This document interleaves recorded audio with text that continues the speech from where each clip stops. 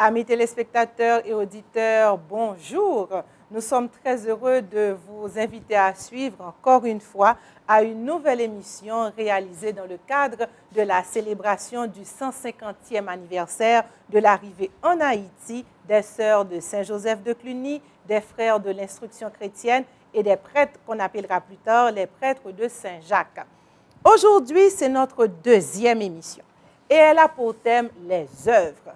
Il faut savoir que ces congrégations et instituts sont venus, comme on l'a vu tantôt, en 1864, faisant suite à la signature en Haïti du concordat entre Haïti et le Saint-Siège. Concordat qui avait pour mission justement l'expansion, le développement, on va dire la rationalisation des relations entre Haïti et l'Église catholique.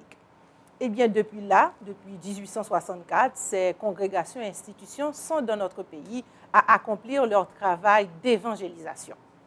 Mais j'ai dit travail d'évangélisation.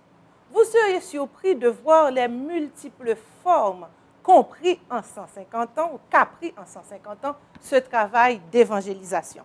C'est donc le but de cette émission qui va vous présenter les œuvres des Sœurs de Saint-Joseph de Cluny, des Frères de l'Instruction chrétienne et des prêtres de Saint-Jacques. On se retrouve tout à l'heure.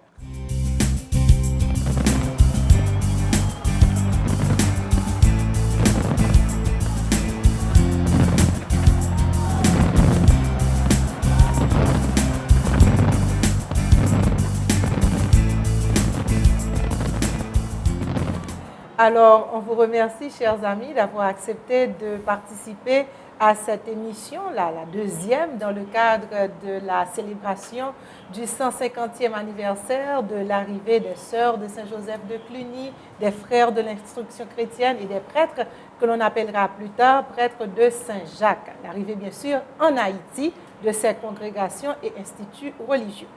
La thématique de cette deuxième émission, c'est les œuvres, l'action de vos différentes congrégations et instituts dans le pays.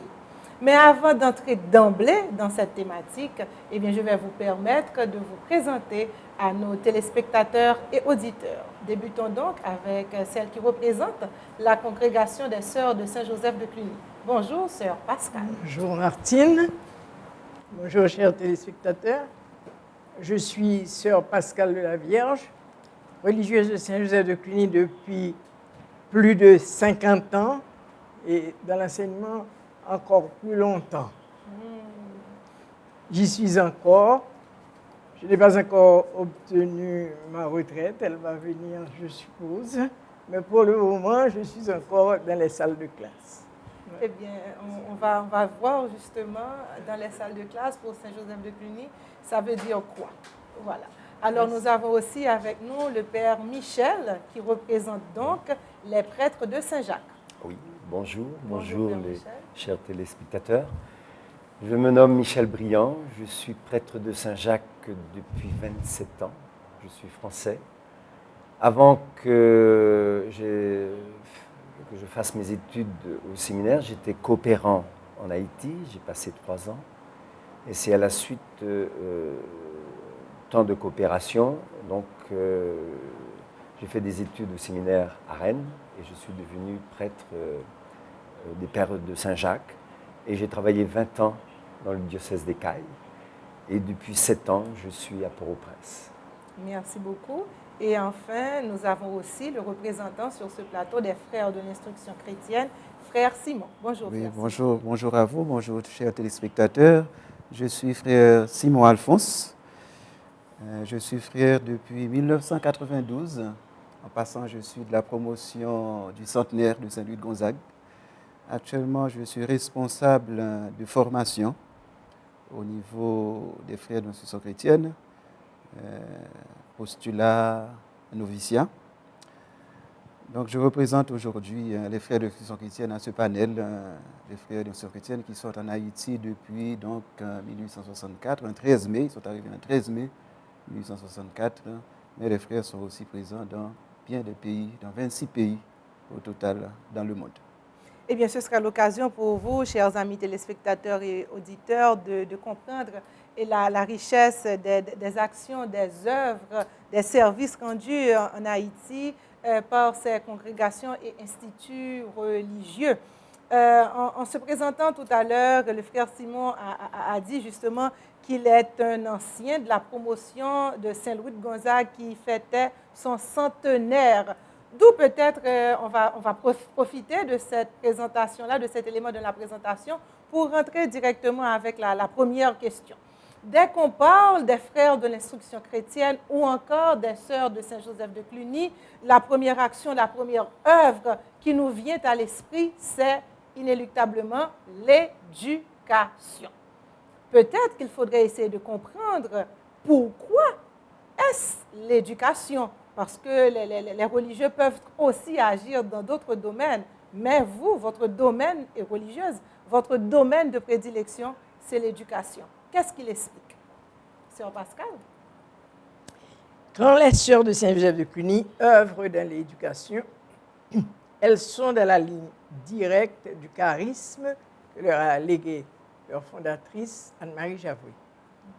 Avant même de soigner les fous à Alençon ou les lépreux à Carouani, avant même sa grande œuvre de libération des esclaves de Mana en Guyane, Anne-Marie Javoué, déjà toute jeune fille, instruisait et éduquait dans son petit village de Bourgogne et les environs.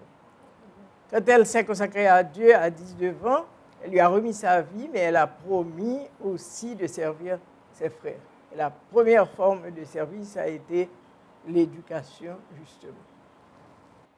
En Haïti comme ailleurs, nous suivons les traces de notre bienheureuse mère fondatrice, Anne-Marie Javoué.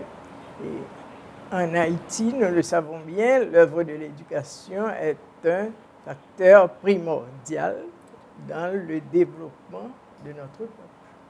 Merci beaucoup, Sœur Pascal. Je pense que là, on comprend un peu mieux en remontant aux origines justement de la congrégation, ce qui explique cette implication directe de l'éducation. Est-ce à peu près la même explication ou l'éducation est venue d'une autre manière pour vous? Bien, de fait, nous retrouvons, Sœur Pascal et moi. Ce que je peux dire, c'est que quand les quatre frères sont arrivés en Haïti le 13 mai 1864, ils ont répondu à un appel, je dirais, pressant, un appel de Monseigneur Guillou. Ils ont répondu donc à cet appel à se donner, je dirais, sans réserve, à l'éducation, à l'instruction de la jeunesse qui en avait bien besoin. Et comme Sœur Pascal l'a souligné, nous croyons aussi que l'éducation est un facteur de développement, pas de développement d'un pays, de l'homme sans éducation. Voilà pourquoi nous avons œuvré et nous œuvrons encore à ce niveau-là. Très bien. Autre élément aussi qu'il faudrait peut-être faire ressortir dans cette émission, encore une fois, quand on parle des frères de l'instruction chrétienne ou encore des sœurs de Saint-Joseph de Cluny, il y a un nom ou le nom précisément d'une école qui est sur toutes les lèvres. Dans le cas de Saint-Joseph de Cluny, c'est Sainte-Rose de Lima, appelée par le commun des mortels Mère-la-Lue. Alors, il faut que je vous dise que moi, j'ai fait beaucoup d'efforts pour ne pas dire les sœurs de Sainte-Rose de Lima. J'ai dû répéter pour ne pas faire l'erreur qui est commise en fait par tout le monde. Quand on dit les sœurs, c'est les sœurs de Sainte-Rose de Lima ou les sœurs de la Lue.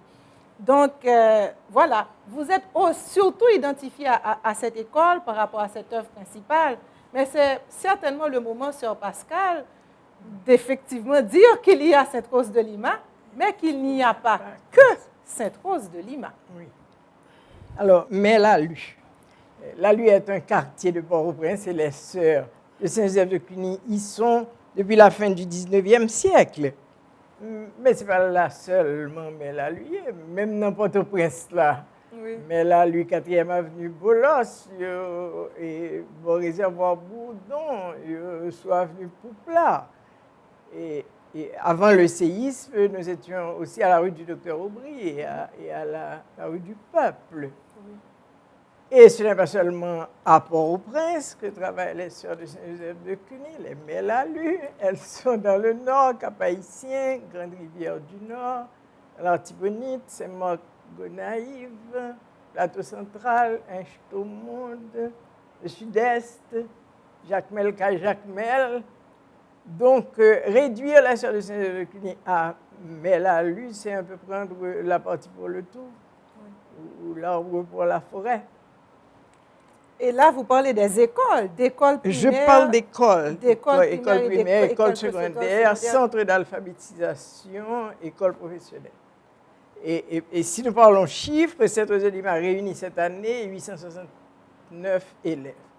L'ensemble de nos 14 écoles totalise plus de 8000 élèves. Donc, c'est une infime proportion. Alors, au sein de ces institutions, fleurissent des mouvements d'église comme le MEJ, la jeunesse mariale, l'intime missionnaire. Et beaucoup de nos communautés sont également impliquées dans la pastorale paroissiale. Tout à fait, tout à fait. Donc là, Saint-Joseph de Cluny, Sainte-Rose-de-Lima, c'est, comme vous l'avez dit, confondre bagaille. Oui. Alors, on se retourne aussi vers frère Simon. Moi, je pense aussi que c'est à peu près le même schéma qui s'applique aux frères de l'instruction chrétienne. Lorsqu'on dit frères de l'instruction chrétienne, on voit essentiellement Saint-Louis de Gonzague. Et pourtant, Et pourtant, encore une fois, nous nous retrouvons. Quand on parle des frères de l'instruction chrétienne, il y a pas mal de personnes qui vous disent c'est qui les frères de l'instruction chrétienne? Et quand vous dites les frères de Saint-Louis, ah bon! Effectivement. Donc, le problème existe, mais je pense personnellement que c'est un problème qui est plutôt lié à la zone métropolitaine. À la zone métropolitaine, pourquoi? Parce que l'institution phare dans la zone métropolitaine, c'est quand même Saint-Louis de Gonzague pour les frères. Et pourtant, Saint-Louis de Gonzague, ce n'est pas la première école des frères. La première école, c'est Jean-Marie Guillou, qui a été fondée en 3 octobre 1864, 5 mois après l'arrivée des frères. Donc, Saint-Louis de Gonzague, je viens de dire tout à l'heure que je suis de la promotion du centenaire, ne date que de 1890-91. Et les frères sont présents au niveau du pays. À un moment, on avait près de 22 écoles au niveau de tous les départements, à peu près. Aujourd'hui, ça s'est réduit un petit peu à 8 écoles, puisque le nombre de frères a diminué, les écoles aussi diminuent.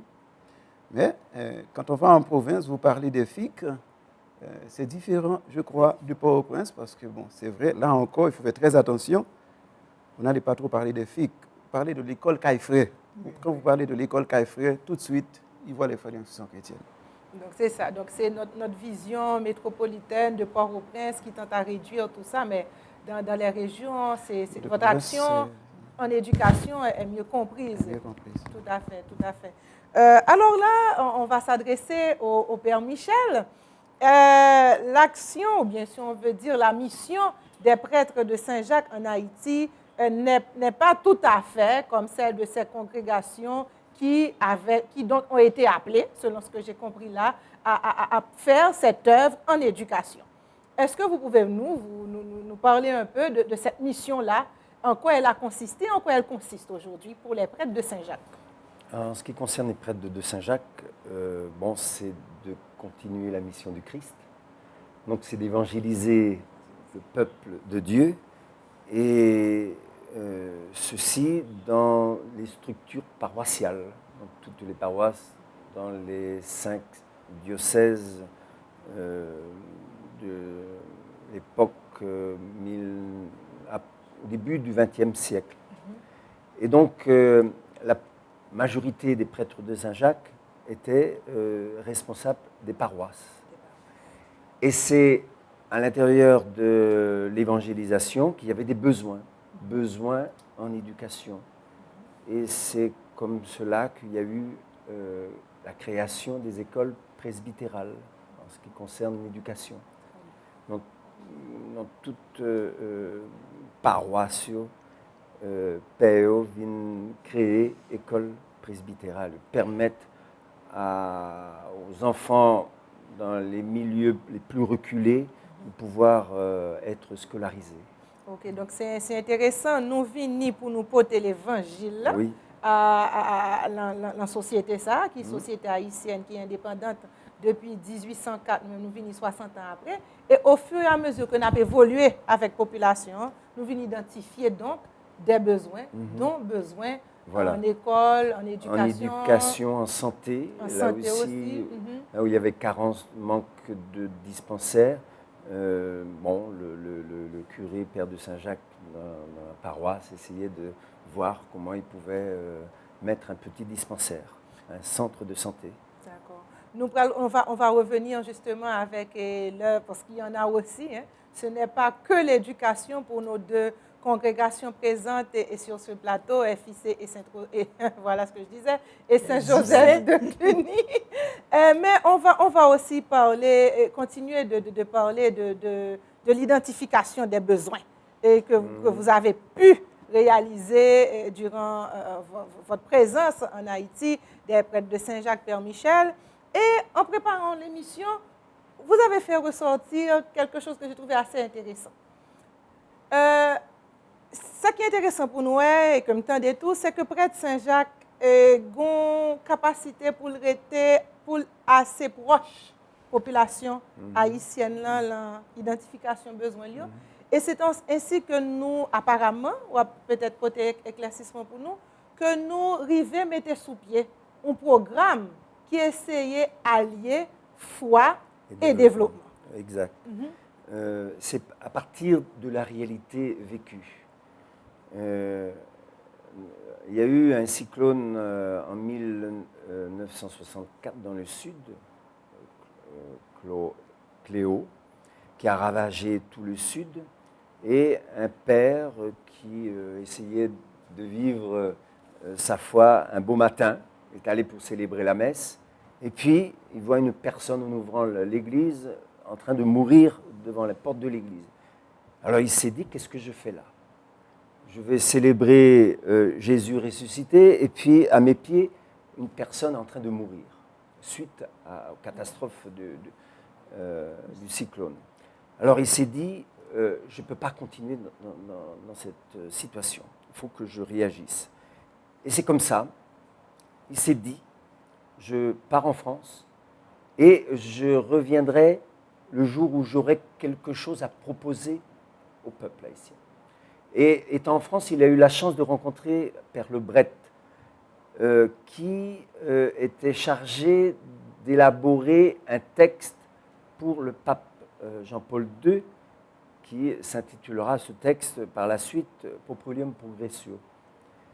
Et donc, il a rencontré le Père Lebret et il lui a ouvert l'esprit sur comment permettre à une population démunie, misérable, dans la misère, de pouvoir se prendre en main et répondre aux besoins dont elle souffre. Et c'est comme ça que 2 ans après, il est revenu en Haïti et il a essayé de travailler avec les paroissiens dans le sud où il était en paroisse, de voir comment de marier la foi, ça veut dire ce à quoi je crois et comment je peux m'engager dans ce que je crois, à permettre à ce que les gens puissent mieux vivre socialement et économiquement. Sac vide, par campé. Donc, même si on a des paroles, bon Dieu, si moun n'a un problème, si moun n'a grand goût, les papes bien capté, qu'un ça l'attendait. Donc, c'est Père Rio qui commençait à faire programme de développement ça, et petit à petit, à partir de l'expérience dans la paroisse là, ça vient un effet sur l'autre paroisse et le vin diocésain. Et ce centre est devenu aujourd'hui le DCCH, Développement Communautaire Chrétien Haïtien, et qui est lié avec le programme de la Caritas. C'est une branche, un secteur de la Caritas diocésaine du Sud. Donc, c'est permettre aux personnes qui souffrent de la misère de se prendre en main et de se développer par leurs propres capacités. Alors justement, voici un témoignage, on va dire, du dynamisme aussi de ces congrégations et instituts présents dans le pays. Parce qu'on a aussi tendance à penser, bon, voilà, ils se sont installés, c'est la routine, il y a fait ça toujours qu'on fait là. Mais non. Et on peut le dire aussi au niveau des congrégations FIC et Saint-Joseph de Cluny, parce que c'est vrai que l'éducation, l'instruction est votre œuvre majeure, mais vous ne vous êtes pas limité à cela, à cette œuvre qui correspond à l'appel, à la demande qui est venue d'Haïti. Vous avez aussi, pendant ces 150 ans, diversifié votre service à la population haïtienne, Sœur Pascal. Oui, par exemple, dans le domaine de la santé, dans le passé, les sœurs de Cluny ont travaillé dans 4 hôpitaux. Saint-Marc, Gonaïve, Hinche et Jacmel. Et actuellement, elle travaille dans 3 dispensaires, un centre de nutrition à la Grande-Rivière du Nord, le dispensaire de Furcy, et puis le CDSP, Centre de soins La Providence. Situé sur l'avenue Pouplar, ce centre offre des services de médecine générale, pédiatrie, gynécologie, rhumatologie, soins dentaires et ophtalmologie aussi. Alors, il offre des analyses de laboratoire et il nourrit pour bientôt des projets de radiologie. Ce n'est pas encore un service, mais ça va l'être bientôt.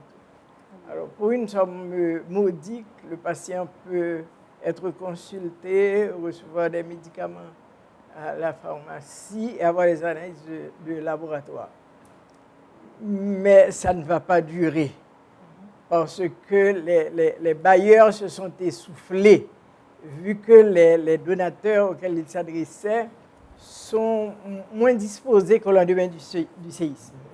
C'était l'euphorie, tout le monde était prêt à donner. Maintenant, la flamme diminue et les ressources aussi diminuent et les services à offrir vont sans doute diminuer ou en tout cas, on va demander une compensation qui sera supérieure à ce que l'on réclame là maintenant. C'est ça. Donc, vous avez parlé de ce centre de santé qui fonctionne maintenant, mais il y a aussi celui de Furcy. Celui de Furcy. Je sais aussi qu'il y avait des sœurs qui étaient responsables d'hôpitaux. D'hôpitaux, autrefois. Mais elles n'y sont plus, pour certaines raisons. Pour certaines raisons dont on parlera tout à l'heure. Au niveau des frères de l'instruction chrétienne, est-ce qu'il y a aussi des œuvres, des services en santé, en soins? J'ai suivi avec beaucoup d'attention le Père Michel et puis Sœur Pascal. Je trouve que c'est très louable le travail qu'ils font dans le domaine de la santé, mais nous en sommes loin. Nous en sommes loin. Je trouve que c'est très intéressant et ça nous interpelle aussi. Mais je pense que l'école reste pour nous le milieu privilégié, et même si ce n'est pas exclusif, dans la mesure où nous nous donnons également à travers des mouvements tels que le MEJ et d'autres types de mouvements. Mais la santé, pour le moment, nous regardons ça de loin. D'accord, merci. Alors, il est intéressant aussi, en vous écoutant tous les trois, par exemple, pour les frères de l'instruction chrétienne, cette présence non seulement à Port-au-Prince, mais aussi dans les régions où on vous connaît sous le nom École Cafré. Les sœurs de Saint-Joseph de Cluny, vous avez parlé de la diversité des écoles, Grande-Rivière du Nord, Saint-Marc, Caille-Jacmel. À nous autres à Port-au-Prince, avec notre vision un peu limitée, on n'était peut-être pas au courant de cette diversité d'actions. Du côté des prêtres de Saint-Jacques, les diocèses à faire fonctionner ce programme à mettre sur pied. Et je suis sûre qu'au niveau de la population qui ne savait pas toutes ces actions-là, se disait quand même, mais moun sa yo riche. Pour yo faire toute bagaille sa yo, ils ont de l'argent. Avec donc cette perception que nous riches. D'où la question, êtes-vous riche? Sinon, comment arrivez-vous à mener ces actions-là? il est un fait que Sœur Pascal nous a déjà dit qu'il y en a une en tout cas. Enfin, on vous écoute. Bon, et au départ, dissipons un malentendu. Certains prétendent que les sœurs, tout en percevant des scolarités, sont subventionnées par l'État. Donc, elles cumulent. En fait, les sœurs sont dans des écoles primaires dites nationales, à côté des écoles privées. Donc, à ce titre d'école nationale, elles peuvent recevoir, comme les autres fonctionnaires laïcs, un salaire de l'État. Donc, il n'est pas question de subvention. Donc, je crois que ce n'est pas clair dans l'esprit des gens. Elles pensent que ce sont toutes les écoles, même les écoles privées, qui sont subventionnées. C'est faux. Première mise au point. Cherté des écoles congréganistes. Bon, ça, c'est encore un cliché. Le privé non congréganiste ne demande pas moins cher. En fait, l'argent perçu n'est pas thésaurisé. Il est réinvesti en services. Les gens, en même temps, demandent que les écoles soient bien équipées de laboratoires, de bibliothèques, de terrains de sport. La technologie avance, il faut des salles d'informatique. Mais tout ça, ça se paie, ça se monnaie. Donc, les scolarités servent à ces réinvestissements. Et bon, certains appellent ce principe l'autonomie. S'il faut que vous offriez des services, encore faut-il que vous perceviez quelque chose pour les offrir. Donc, je ne sais pas s'il reste encore une place pour la richesse au milieu de ce que j'ai dit là. Tout à fait. Et vous nous avez parlé justement des soins en santé. Oui. Des soins en santé, vous avez parlé enfin, comment on peut l'appeler là, de quelqu'un qui vous avait permis... Après le séisme. Après le séisme. Oui. Mais en vous écoutant, apparemment, ces fonds-là ne seront plus disponibles. Bon, ou en tout cas se raréfient. Se raréfient. Vont vers une diminution notable et on ne pourra plus offrir le même genre de service puisque les gens ne payaient pas ce qu'il fallait pour faire fonctionner, pour les médicaments, pour payer le personnel de santé, tout ça. Donc là, en fait, nous sommes dans la logique où, en fait, il faudra chercher ces fonds-là pour continuer le service du centre de santé. On verra. On ne sait pas, on verra bien. Les frères de l'instruction chrétienne, si je ne me trompe, peut-être on a aussi cette perception de vous, des frères menés, comme on le dit en créole, il y a une belle école, etc.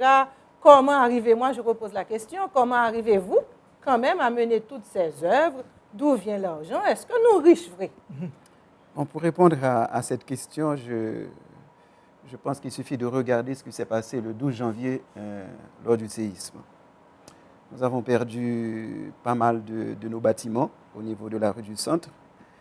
Et à Delma, nous avons mis, je crois, presque 4 ans pour reconstruire l'école primaire qui n'est plus à la rue du Centre, qui est à Delma. C'était quand même 4 ans. Nous avons mis 4 ans pour reconstruire cette école. Alors, nous sommes vraiment riches. Je ne réponds pas. Je préfère ne pas répondre. Maintenant, c'est vrai, la sœur Pascal nous l'a déjà dit, la plupart de nos écoles, aussi, ce sont des écoles nationales, en dehors de Saint-Louis-de-Gonzague, en dehors peut-être Saint-Louis-de-Gonzague, en dehors de Saint-Louis-de-Gonzague, la plupart de nos écoles sont des écoles nationales. Autrement dit, nous sommes employés de l'État, comme bien d'autres. Maintenant, bon, c'est sûr que nous ne sommes pas limités à ça. Parce qu'effectivement, il faut construire, et nous avons construit pas mal d'écoles. J'ai apporté avec moi ici un spécimen. Nous avons nos livres qui nous soutiennent un peu, je dirais. Tout à fait. Qui nous soutiennent un peu. L'autonomie dont parlait Sœur Pascal tout à l'heure. Voilà. Mais on ne peut pas dire qu'on est riche avec ça. Très bien. Loin de là.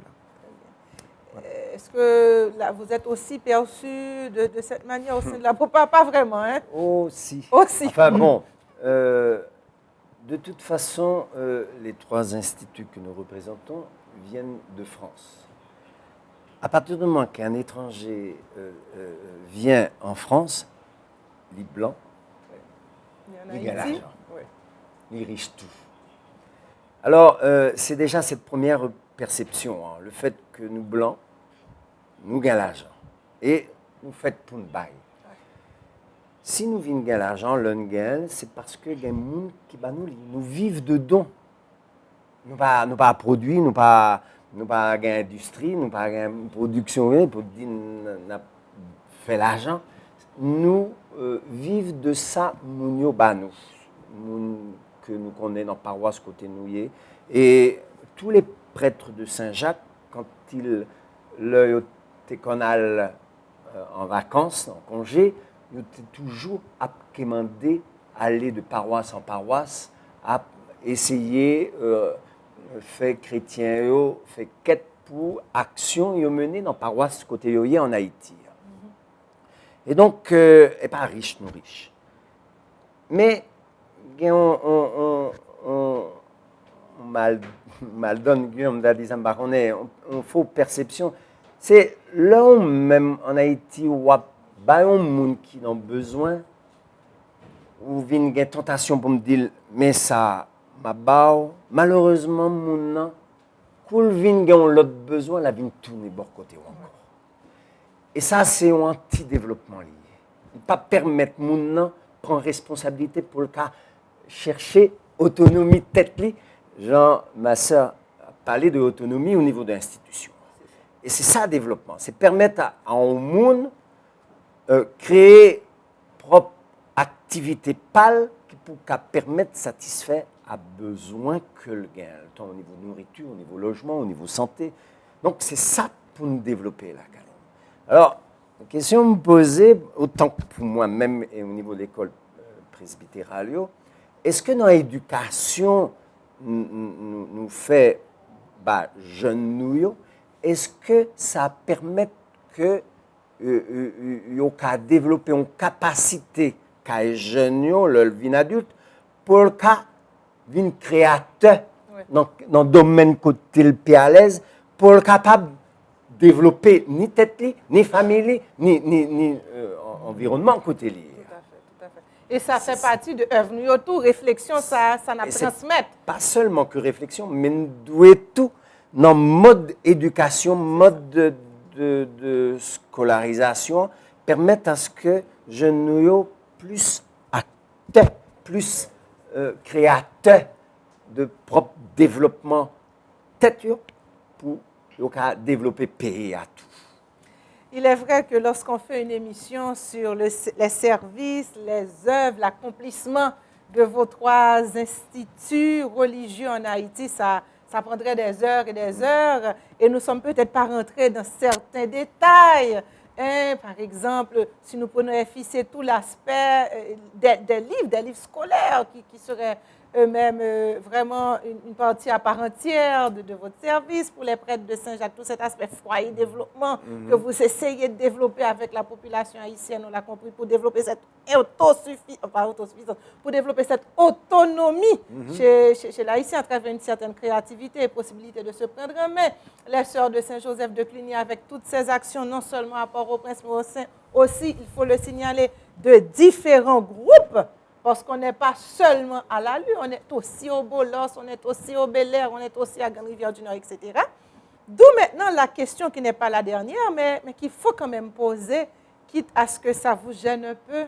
Quel est parmi tous ces services, ces accomplissements, ces œuvres, celle ou bien celui dont vous êtes le plus fier ou qui vous prend dans le cœur là? Voilà, il n'y a personne pour répondre là maintenant.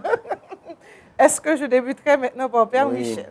Je pense que ce qui peut être, peut-être la fierté ou la fierté des Pères de Saint-Jacques, c'est quand une communauté chrétienne se prend en main, est responsable. Elle n'a pas besoin de commander à l'extérieur ou bien de faire appel à quel que soit un sponsor, mais qu'elle régénère à partir de ses propres activités ce dont elle a besoin. Et ça, je crois que le vin grand monde tête li. Le prend destin en main. Ça bon. Alors, je prends un petit exemple que depuis 10 ans, 20 ans maintenant dans le sud et là où je suis, c'est la création du mutuelle de solidarité. C'est des gens, mounio, ils ont 10, 20 en général, ils mettaient tête ensemble et ils ont contribué avec fonds PAIO, l'argent qu'ils ont même amené, ils ont fonds, ils ont créé une caisse et chacun, à tour de rôle, suivant les besoins, cap prêté somme que ils mettaient ensemble. Donc là, Et ils ont prêté, en somme, l'argent qui a intérêt. Ils ont payé intérêt. C'est intérêt qui constitue un fonds qui permettent de régénérer de l'argent du même. Donc, c'est un moyen qui permet Mounio vin grand moun tête. Et ça bon. merci beaucoup pour ce témoignage. Frère Simon? Oui. Effectivement, je pense que nous pouvons être fiers de cet apport considérable au niveau de nos livres. Au niveau de nos livres, j'en ai parlé un petit peu tout à l'heure. Tout le monde connaît les collections FIC avec la devise des frères Dieu seul à côté. On voit ça sur pas mal de livres aujourd'hui. Et j'en profite pour saluer tout le travail accompli par nos devanciers dans ce domaine. Il y en a qui ont beaucoup apporté. Et aujourd'hui, nous essayons, dans la mesure de nos compétences, de nos aptitudes, de continuer de faire ce travail-là. Mais je peux dire que c'est un lourd héritage. J'imagine, parce qu'il y a toujours cette modernisation à faire. Sœur Pascal? Bon, le mot fierté, Oui. Bon, j'en avais parlé à Martine. Je dis quand on accomplit quelque chose dont on croit que c'est la volonté de Dieu, bon, on a de la joie dans le cœur. Bon, est-ce que c'est de la fierté? Je n'en sais rien. Bon, il y a des petits exemples ponctuels quand on a pu accueillir des gens après le séisme ou bien et dans le passé quand on pouvait entretenir un foyer de personnes âgées. À l'heure actuelle, notre maison de prière aux Orangers, à Jacmel, qui fait un bon travail auprès des jeunes et des moins jeunes. Bon, ça, ce sont des choses, disons, ponctuelles. On peut dire que d'une manière générale, quand on a aidé un enfant à grandir et qu'il est devenu quelqu'un de responsable dans le service de la société ou de l'Église, bon, on est content, bon, on est fier. On est fiers, c'est bien. Eh bien, célèbre, je ne sais pas moi, dans la science de la lettre, les arts, on partage la fierté des parents qui ont vu réussir les enfants. Et avec beaucoup de modestie en plus, hein, on a compris de votre côté, chacun d'entre vous. Bon, notre émission se termine avec quand même en un mot pour chacun de vous. Le mot de l'avenir, ce serait quoi? On avait parlé de rêve tout à l'heure. S'il y avait un mot qui devrait caractériser pour vous l'avenir au FIC? Pour nous, au FIC, lors de son allocution à l'occasion de l'ouverture de l'année jubilaire, le frère provincial a parlé de 4 rêves que nous avons. Le premier, ce serait de diriger plutôt une école ou une faculté des sciences de l'éducation.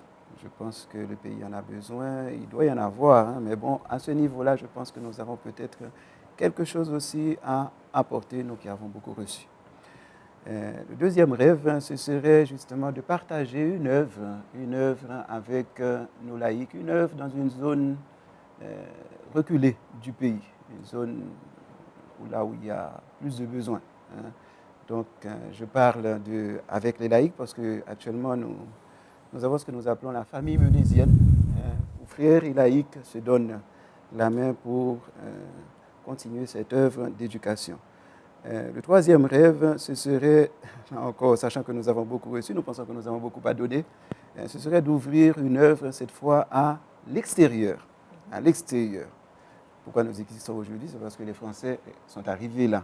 Donc, nous nous sommes dit pourquoi ne pas faire pareil également en ouvrant. C'est vrai que nous ne sommes pas riches, Aujourd'hui, en ressources humaines, nous sommes à peine 52 frères, mais nous pensons que nous pouvons donner aussi de notre pauvreté. Le quatrième rêve, et je termine, nous disposons actuellement de la bibliothèque haïtienne. Nous en sommes responsables depuis pas mal d'années. Et nous pensons qu'il y a un petit travail de numérisation à faire là pour que cette bibliothèque-là soit ouverte à tous, pas seulement à ceux de notre pays, aux enfants, aux jeunes de notre pays, mais aux jeunes du monde entier. Donc la numérisation reste pour nous un grand défi. Merci, frère Simon. Vous avez dit 4. Nous devons nous limiter à 1 pour chacun pour gérer le temps. Père Michel. Alors, je réponds comme pasteur de l'Église, prêtre. Je crois que le rêve, c'est de faire en sorte à ce que le peuple haïtien puisse vivre davantage la parole de Dieu, et notamment Rémé. Une difficulté que sous tête d'Haïti a que nous c'est haïssable, l'ennemi, conflit.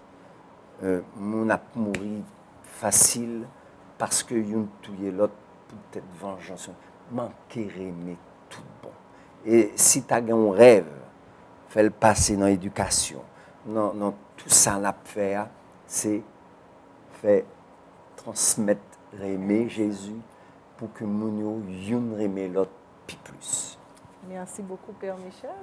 Sœur Pascal a la lourde responsabilité de terminer l'émission. Eh bien, je la terminerai avec ce conseil du pape François dans son exhortation apostolique, la joie de l'évangile. Du point de vue de l'évangélisation, il n'y a pas besoin de propositions mystiques sans un fort engagement social et missionnaire, ni de discours et d'usages sociaux et pastoraux sans une spiritualité qui transforme le cœur. Alors, vous rejoignez. C'est ça, qui transforme le cœur.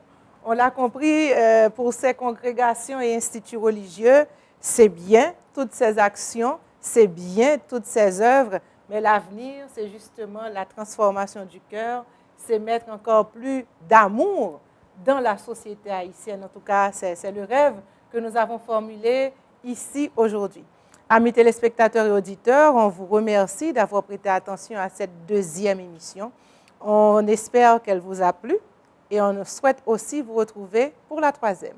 À bientôt donc.